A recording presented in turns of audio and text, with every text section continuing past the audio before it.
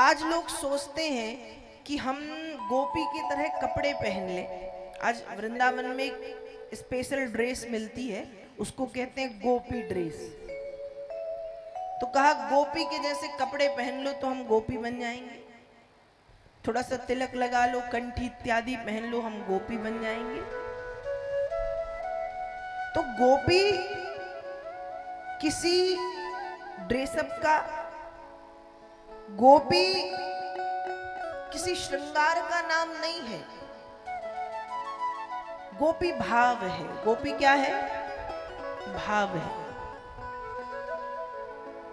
गोपी एक भाव है। और जरूरी नहीं कि गोपी मतलब सिर्फ स्त्रियां, जरूरी नहीं कि गोपी मतलब सिर्फ कन्याएं, सिर्फ युवतियां नहीं। मैंने कहा कि गोपी एक भाव जो स्त्री के भीतर भी हो सकता है और जो पुरुष के भीतर भी हो सकता है।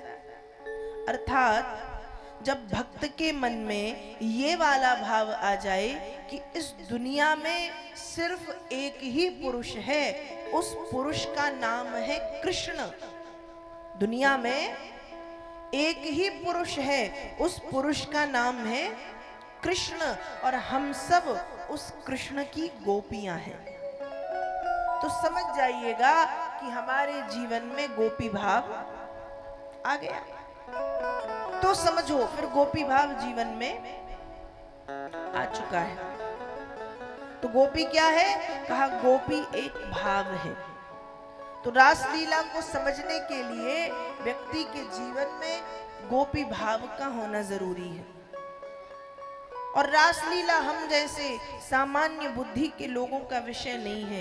ये मैंने जैसा कहा कि इसको सिर्फ सुन लो, बस इसको सिर्फ सुन लो, इस पे दिमाग मत लगाओ।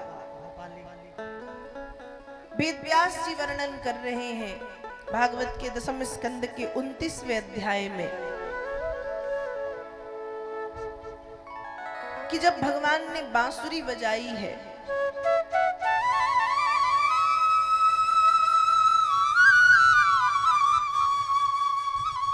उस समय भगवान की बांसुरी इतनी मधुर है, इतनी मधुर है कि उस बांसुरी के स्वर ने सभी ब्रजवासियों के मन को मोह लिया है। ऐसी बांसुरी भगवान ने बजाई है।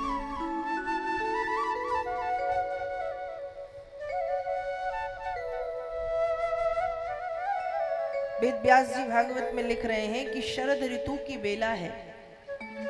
शरद ऋतु, शरद पूर्णिमा आने वाली है। तो शरद पूर्णिमा की रात्रि में जब चंद्रमा पूर्ण 16 कलाओं के साथ प्राची दिशा में उदित हुए हैं, पूर्व दिशा में, और ऐसी सुंदर सुमधुर रात्रि है जब यमुना जी की तरल तरंगें यमुना जी के तट को स्पर्श कर रही हैं, छू रही हैं। चंद्रमा की चांदनी चारों तरफ बिखर रही है। यमुना जी के पुलिन पर न जाने कितने कितने प्रकार के फूल खिले हुए हैं। और विशेष बात तो यह है कि उस रात्रि में कमल के फूल भी खिले हुए हैं। अब विशेषता क्या है? विशेषता यह है कि रात में कमल के फूल नहीं खिलते। खिलते हैं क्या? कमल के फूल सूर्योदय में खिलेंगे, सूर्यास्त में बंद हो जाएंगे। लेकिन उस रात्रि में भी कमल के फूल खिले हुए हैं। कमल के फूलों ने अपनी अनूठी छटा छटका दी है यमुना जी के जल में। और ऐसी सुंदर सुमधुर रात्रि है, ऐसी दिव्य रात्रि है पूर्णिमा की। और उस सुंदर रात्रि में भगवान ने बांसुरी बजाई है। भगवान ने बंसुरी का वादन किया।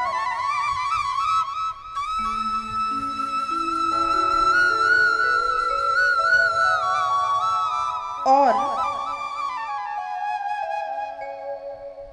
जब आनंद कंद श्री कृष्ण चंद्र ने बांसुरी बजाई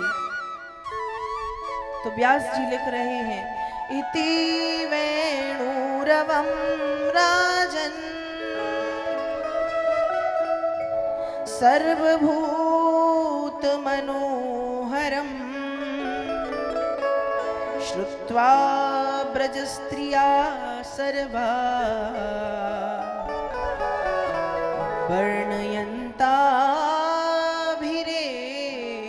भिरे। भगवान ने बांसुरी बजाई और जब बांसुरी बजी है तो उस बांसुरी के स्वरों ने इति वेणु रवम, सुखदेव जी परीक्षित से कह रहे हैं महाराज यही तो कृष्ण का वेणु रव है। वेणु रव मतलब यही तो कृष्ण का वेणु गीत है, बांसुरी से निकलने वाला गीत। कैसा? कहा सर्वभूत मनोहरम, जिस गीत ने संसार के सभी प्राणियों के मन को मोह लिया है। सिर्फ गोपियां नहीं, अरे गैया, बैल, बछड़े, बछिया, पशु पक्षी, जीव जंतु, जानवर भी बांसुरी सुन के क्या हुए हैं? कहा सर्वभूत मनोहरम। इस बांसुरी ने सबके मन को मोहा है। और जो गोपियां अपने अपने काम में लगी हुई हैं, उन गोपियों को क्या सुनाई पड़ रहा है? गोपियों को बांसुरी सुनाई नहीं पड़ रही। गोपियों को तो सुनाई पड़ रहा है कि बांसुरी में से कृष्ण हमारा नाम ले रहे हैं और नाम ले ले करके भगवान बुला रहे हैं कि अरे गोपी तू क्या कर रही है? घर पे बैठी बैठी तू क्या कर रही है? यमुना जी के किनारे में तेरा इंतजार कर रहा हूं। बांसुरी में गोपियों ने वो सुना है। और जब गोपियों ने ऐसे स्वर सुने हैं तो वेद व्यास जी लिख रहे, निशम्य गीतम तदनंग वर्धनम ब्रज स्त्रिया कृष्ण गृहीत मानसा आजगमुरन्योन्यमलक्षितोद्यमा शयत्र कांतो जवलोल कुंडला। निशम्य गीतम तदनंग वर्धनम, कहा गोपिकाओं के अंग प्रत्यंग में क्या हुआ? कहा वर्धनम, वर्धन होने लगा। निशम्य गीतम,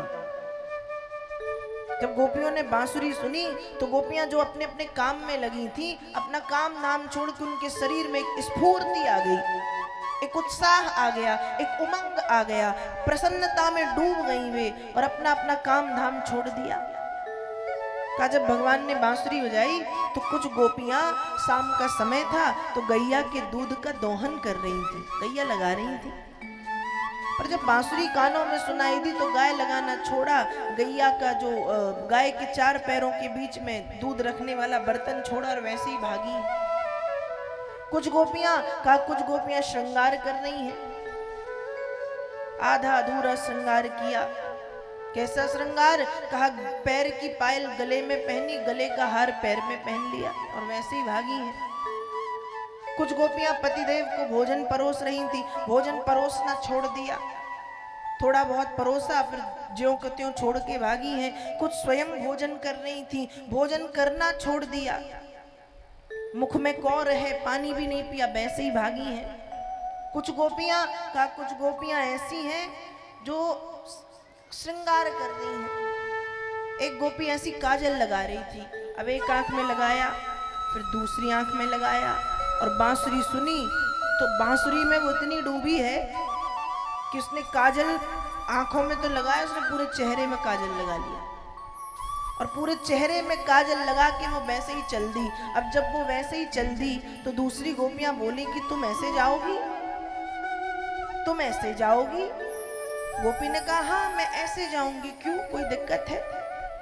दूसरी गोपियां बोली दिक्कत हमें नहीं, दिक्कत तुमको होगी। क्यों? कहा इसलिए क्योंकि जब एक प्रेमिका अपने प्रेमी से मिलने के लिए जाती है तो वो और सज धज के श्रृंगार करके सुंदर बन करके जाती है, लेकिन जब तुम ऐसे जाओगी, ऐसे मुंह काला करके, तो तुमको लगता है कृष्ण तुमको देखेंगे?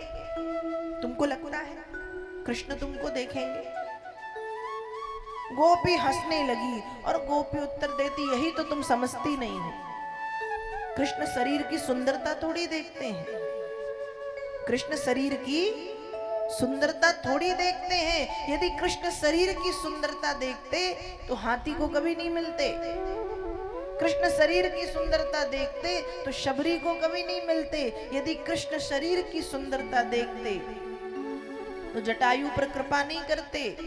कृष्ण शरीर की सुंदरता नहीं, कृष्ण मन की सुंदरता को देखते हैं, कृष्ण मन देखते हैं। इसलिए मैं तो ऐसे ही जाऊंगी।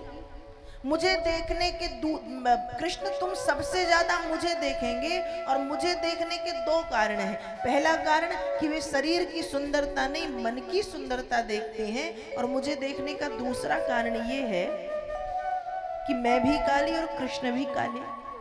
गोरी गोरी तो यहाँ इतनी सारी हैं, लेकिन काले वहां सिर्फ दो रहेंगे, एक मैं और दूसरे मेरे कन्हैया। तो काले कितने रहेंगे? दो। गोरे गोरे इतने सारे। तो जब दो अलग रहेंगे काले काले, तो दोनों एक दूसरे को देखेंगे। तो देखना तुम सबसे ज्यादा कृष्ण मुझे देखेंगे, क्योंकि मैं भी काली और कृष्ण भी काले। ऐसी गोपी वार्तालाप कर रही हैं, और सारी गोपियां धैर्य मर्यादा संकोच सब छोड़ती त्यागती हुई, सब भूलती हुई चली जा रही हैं, चली जा रही हैं। यमुना जी चली जा रही हैं। कुछ गोपियां घर से निकली, लेकिन जैसे ही बाहर पहुंची तो बाहर पहुंचते ही किसी के पिता ने, किसी की माता जी ने रोक लिया। अब जब माता पिता ने रोका तो कहा चलो जाओ, अंधेरी रात में कहाँ जा रही हो। गोपी बेचारी लौट आई।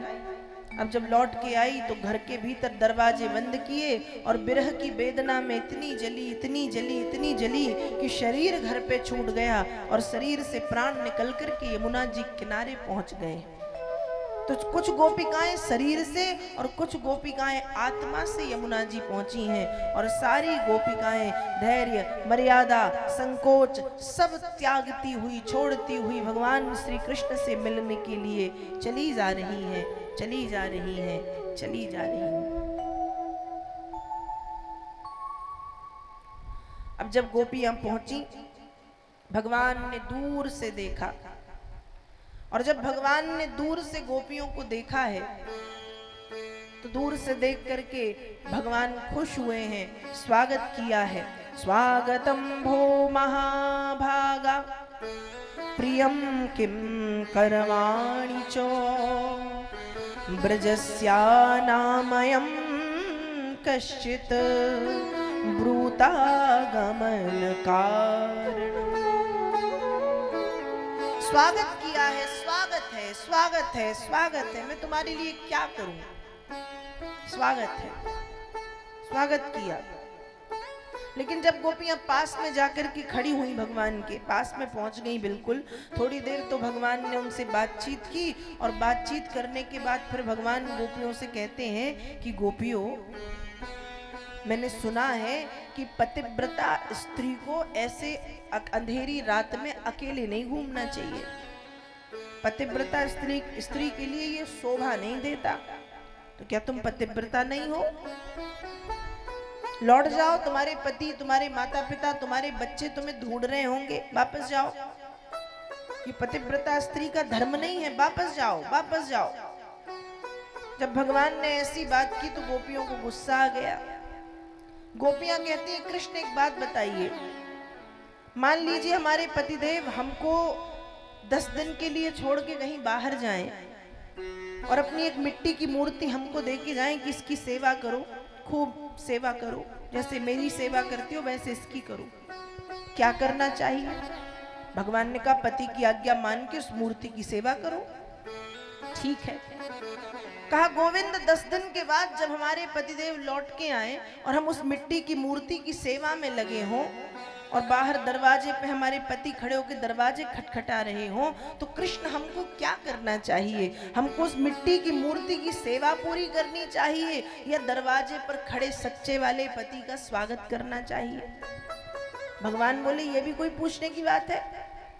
सीधी सी बात है, जो दरवाजे पे पति तुम्हारा वास्तविक खड़ा है, मिट्टी को छोड़ के उस पति का स्वागत करो। तो गोपियां कह रही हैं कि हम अभी जो कर रहे हैं वो क्या है?